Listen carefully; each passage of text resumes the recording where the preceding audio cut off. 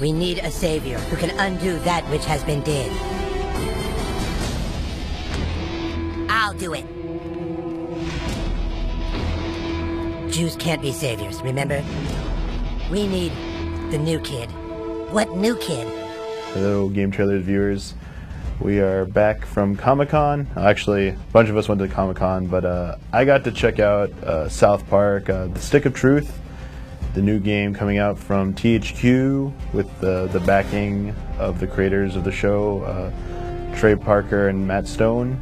And what I saw was actually pretty good. Now, just a little background information. I'm actually a really big South Park fan. Got hooked around season 3 and I've been watching it ever since. The game starts off with you moving into the town of South Park. You are the new kid.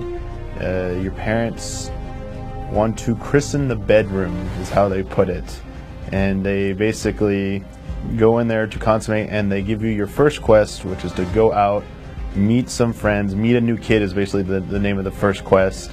And that's where you basically begin. You're just kicked out of your house and you gotta find somebody out there. So you're walking along the street, you come across a few kids who are LARPing. I think it was a reference to the Lord of the Rings episode back in season 6, I believe. You try and talk to them, you keep talking to them, they keep saying if you ignore the kid, he'll go away. So you're having no luck basically until you come across Butters, who's dressed as a paladin. He introduces himself, he tells you, hey, do you want to play with me? And you agree. And by the way, your character is a silent protagonist. You don't actually talk as far as I could see from the demo. You just make facial expressions as your primary ways of communicating. So you meet Butters, and Butters takes you over to Cartman's house. And Cartman comes out, answers the door, dressed as a wizard, and basically brings you to his kingdom, which is just his backyard with a bunch of pieces of furniture and toys that they're LARPing as some fantasy world. Like, they have the Rock of Insanity, which if you go up to and stare too long, it does this weird Twilight Zone thing that's spoofed in Kill Bill with the weird siren going off and the screen flashing red and twirling.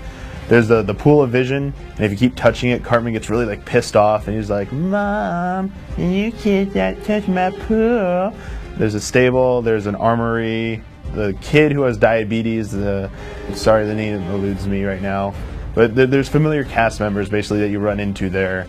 And eventually you go into the back and you sit down with Cartman, and he basically gives you the backstory of his kingdom. He asks you to, before you can join his group, he needs your name. So that's when you go and select your player name, and no matter what you input, Cartman basically says, so you pick douchebag, and you say no. And then Cartman's like, alright, douchebag, and you see your character getting like visibly pissed off at Cartman. And he's like, alright, douchebag, welcome to our group and stuff. And that's when he tries to explain that the Stick of Truth is what they're guarding from the elves. And then all of a sudden, their camp is attacked by elves. And one guy starts peeing in the Pool of Vision, one of them starts beating up Butters. And basically, Cartman sends you out to prove your worth. Like, this is the first chance you have to actually get into combat. So you go outside, you walk up to an enemy. There's a brief cutscene. Now, this is all kind of like not exactly seamless, but there's no like jankiness to it. It feels very smooth. You go into like a cutscene, it's very natural, and then you jump right into battle. And this is where it feels like it's most like Super Mario RPG. You are on the left side, enemies are on the right side. You have basic attacks, special attacks, and health, magic meter, basic stuff like that.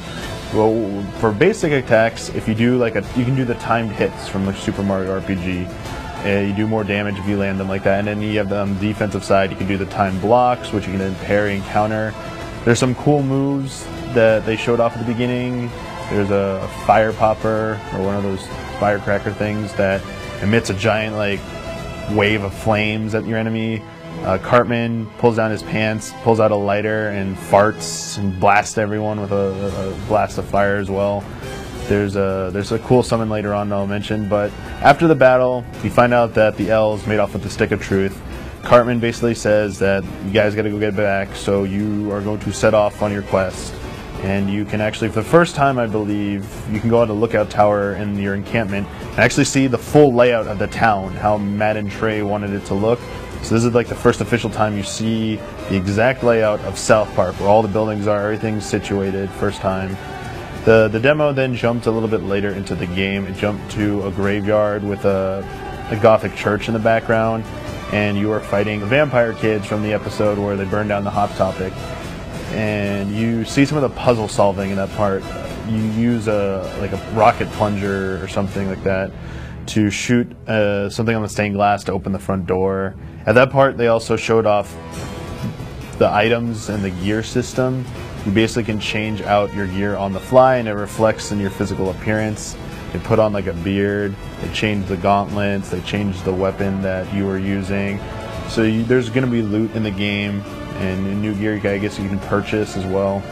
Be able to equip that, make yourself look better, and it's just part of the character customization. You enter the church, you do another battle, and this is where they showed one of the more ridiculous things in the demo, which was Mr. Slave comes in as a summon, and you would down the vampire kids, but they keep respawning, or they keep reviving each other because they're vampires and they just won't frickin' die.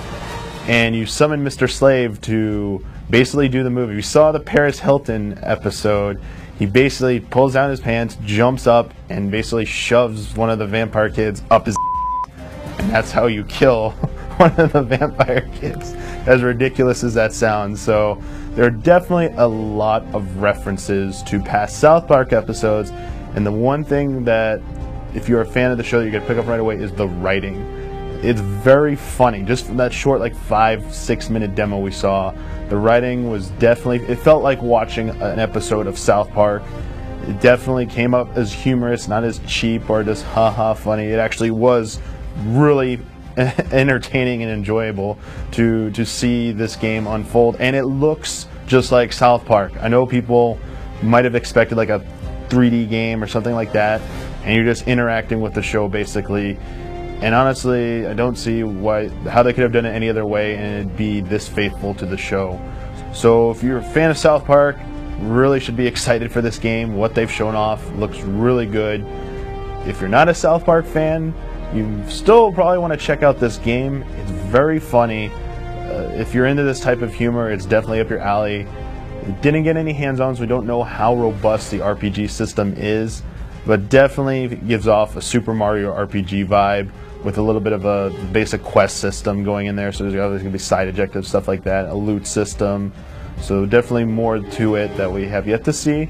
So keep tuning back to GT. Hopefully they will not keep this game under wraps for too much longer. Maybe we'll get a preview build that we can share with you. But until then, just stay tuned and we'll have more coverage forthcoming.